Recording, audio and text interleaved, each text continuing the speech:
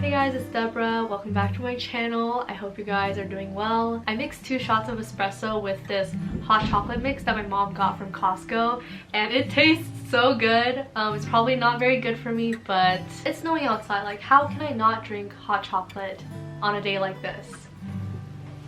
It usually does not snow this early in Washington, so I was very surprised when I woke up and everything was covered in snow. All my plans got canceled today, so I thought it would be the perfect opportunity to cozy up with a warm drink and do a little bit of reflecting for the new year. Because 2020 was such a rough year for everyone, I think a lot of people took 2021 as almost an opportunity to reinvent themselves and really seek growth and change after a full year of stagnation. And I know for a lot of people, things really haven't changed, especially in places where the vaccine isn't as widespread. But I think this past year has especially been really big for me in terms of growth, because not only did I move out of my childhood home and actually start living on my own, but everything started going back in person, including my classes. I was able to meet so many new people, and of course YouTube. My channel has grown so much in this past year. Like, I literally cannot process just how much growth there's been, which I am so grateful for, and I'll go into more detail later. But I just want to take a quick moment to thank Notion for sponsoring this video. You guys know how much I love Notion. I have a whole video dedicated to my specific Notion tour if you guys want to check that out. But Notion is one of the tools that I've been using really consistently to organize my life and kind of help envision the life that I want. Because although it's important to have tangible goals to give you a sense of direction, I think it's just as important to have the right tools and processes to help you attain those goals. Notion is super customizable, and you can easily change up your dashboard to kind of fit whatever lifestyle or season of life you're in. And if you've been thinking about using Notion, I highly recommend you give it a shot, because it seriously changed my life. And I think the New Year's is the perfect time to kind of try something new and see what works for you. Today I'll be using a template that I made on Notion specifically for reflecting and goal setting for the New Year's.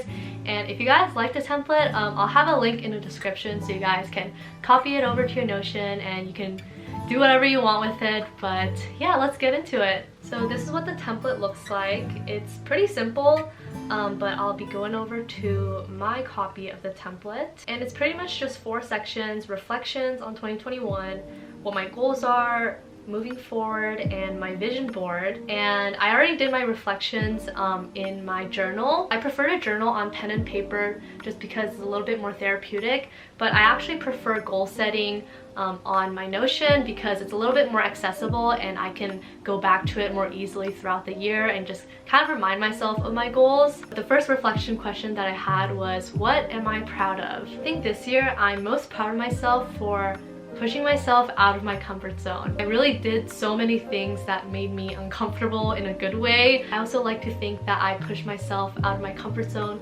socially. It's pretty hard for me to initiate social interactions because I just like spending time alone, but I think I really did make a lot of new friends and strengthen my relationships with people that I was already close with, and I'm so grateful for that. If you guys are watching this, you know who you are. I think I also really pushed myself creatively in terms of YouTube, with filming and editing, and it's honestly been really fun to see my growth since the beginning of my channel. It's really crazy to see how much my editing has improved, and it has honestly been such a fulfilling journey. Second question is, what am I grateful for?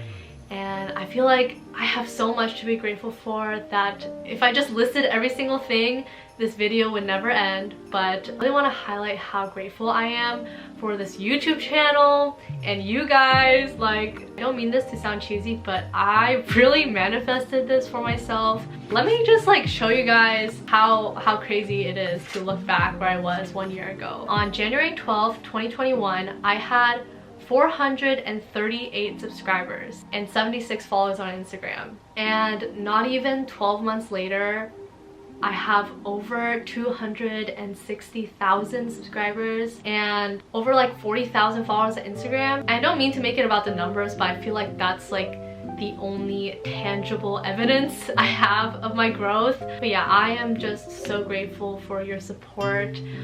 Your support has given me opportunities that I would have never even dreamed of when starting this YouTube channel, and it still doesn't feel real to me. Like, I feel the exact same as I did when I had like 10 subscribers. It's just now there's more people watching me and my content. One thing that I never expected from producing videos was how much I would receive back from you guys. It has been such a blessing to be able to connect with so many people all across the world. Like, it is literally a dream come true, and I am so grateful from the bottom of my heart. I will never take this for granted, and I'm just my YouTube success definitely did not come from just my own merit or hard work. Although I did work my ass off, there are so many other people that helped me along the way, and so many other factors that were outside of my control as well. And so I guess this is just a big thank you to everyone that is watching. Moving on to the next reflection question. What are some lessons that I learned about myself this year? I think the biggest lesson that I learned this year was that I am much more capable than I think I am. Growing up, I was pretty shy and I didn't have that much confidence, and I kind of grew out of that in my later years of high school.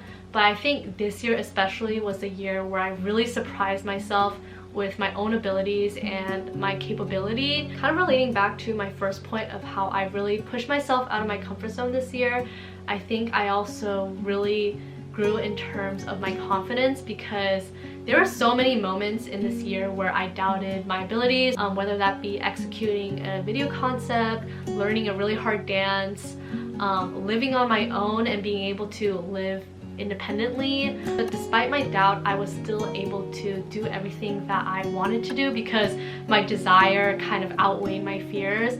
And so I'm really grateful for all the opportunities where I had to challenge myself, and I'm also really grateful for taking advantage of those challenges. But another thing that I learned about myself was that I have a bad habit of self-sabotaging when it comes to doing things that I consciously and unconsciously believe that I can't do, mainly in the form of procrastination. And I realized that a big reason of why I procrastinate isn't necessarily because I don't want to do the activity, although that may be a reason, but it's more because I'm afraid that I won't do it well or to my impossibly high standards as a perfectionist. And so I purposefully give myself an absurdly short amount of time to complete an essay, a project, a video, whatever it is by procrastinating until the very last minute, because that way I can blame any subpar work or flaws on the fact that I had a very limited amount of time to do the work instead of recognizing and accepting my shortcomings. And I think that also comes from a deeper issue of my ego and my pride, kind of relating back to my childhood where I excelled at most things related to academics and such, but that is another issue that we're going to tackle another day, or you know, at a therapy appointment. That was the end of my reflections, and I'm going to be moving on to my goals for the upcoming year, which I have all in my Notion. I made the template really open-ended so you guys can kind of customize it to how it fits your needs, but the categories that I had were health, school/career, YouTube/creativity, and mindset. And I tried to make these goals concrete, measurable, realistic, and achievable, because I have a bad habit of like making these very lofty goals for myself that I end up never achieving in the end. So I want to be a little bit more realistic this year. Starting with my health, I want to get stronger, work out at least 1 time a week. I know it's not that much, but you know, we're being realistic, because I used to be super fit when I was in like middle school and high school, but I have become a lazy potato, so I want to get a little bit stronger. And I also want to dance once a week. I'm already in a dance team, so it's a little bit easier for me to incorporate that, but I also want to dance a little bit more, try some more styles. And I also want to try and get into like rock climbing and bouldering, because I went a couple times last spring and it was so much fun, but I just haven't gone because I haven't really made the time for it. But I just want to be open to like trying new sports and activities. And my second health goal is to drink at least 2 full bottles of water every day. I've been carrying this around with me and I think it's been working, but your girl is always dehydrated. My pee is always looking a little bit too yellow.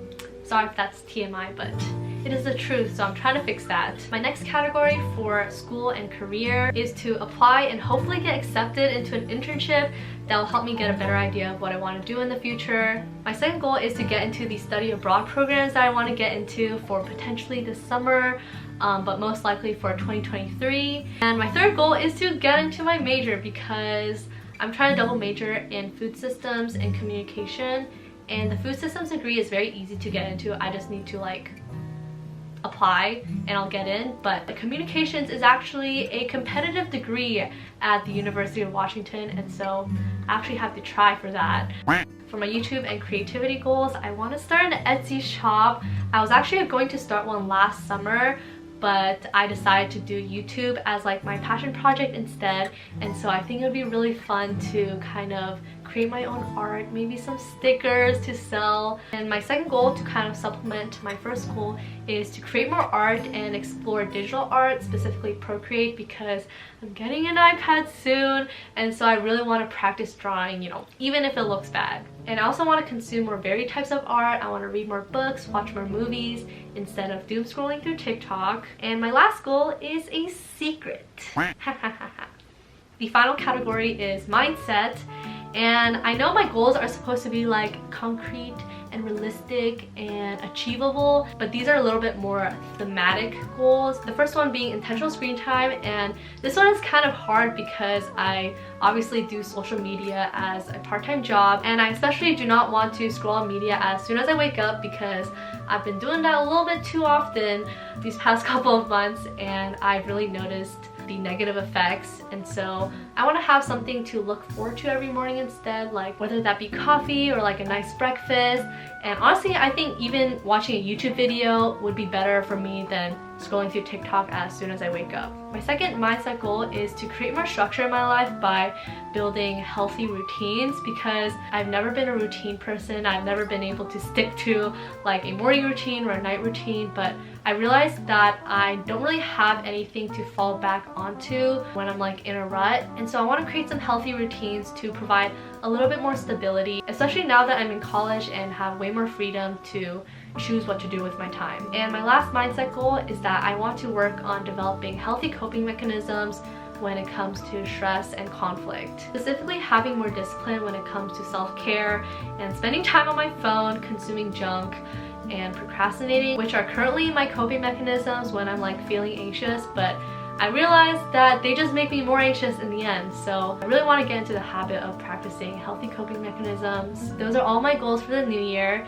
and this video is getting very long, and so for the moving forward points, I will keep it very short and I'll just talk about what my theme for this year is. My theme last year was growth, and this year I couldn't choose between open-mindedness and intention, so I decided to do both. The theme for this year is open-mindedness and intention. I specifically want to have more intention in my actions, whether that be what I choose to buy, what I eat, how I spend my time, who I'm spending my time with, what I'm giving my energy towards. And the last part of my 2022 New Year's template is a vision board, and honestly, this is just an excuse to scroll on Pinterest for like 30 minutes and pick out pretty pictures. I know it's a little bit superficial, but I just thought it would be a fun activity. But yeah, that is all I have for you guys today. I have been rambling on for hours and I'm exhausted. Feel free to share what your goals and your resolutions are for the New Year's. I would love to hear them.